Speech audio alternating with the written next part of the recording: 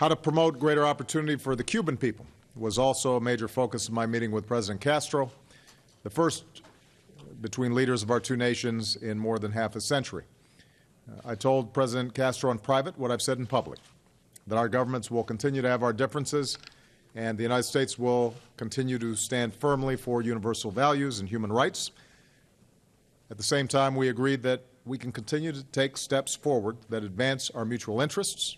We'll continue to work toward reestablishing diplomatic relations, reopening embassies in Havana and Washington, and encouraging greater contacts and commerce and exchanges between our citizens. I'm optimistic that we'll continue to make progress and that this can indeed be a turning point, not just between the United States and Cuba, but for greater cooperation among countries across the region. With respect to Cuba, there is majority support of our policy in the United States, and there's overwhelming support for our policy in Cuba.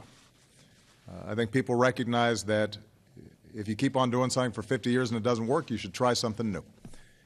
And so the American people don't need to be persuaded that this is, in fact, the right thing to do. I recognize that there's still concerns and questions that Congress may have. We've got concerns and questions about specific activities that are taking place in Cuba and human rights and reform.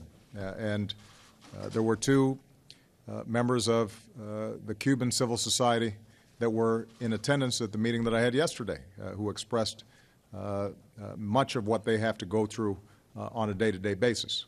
They were supportive of our policy of engagement with Cuba. I don't think that it's so much we have to persuade anybody.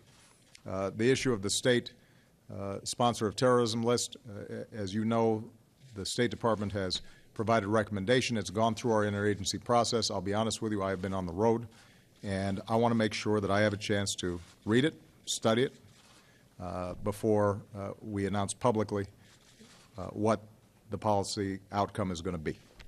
But in terms of the overall direction of Cuba policy, I think there is a strong majority, both in the United States and in Cuba, that says our ability to engage, to open up commerce and travel and people-to-people exchanges is ultimately going to be good for the Cuban people.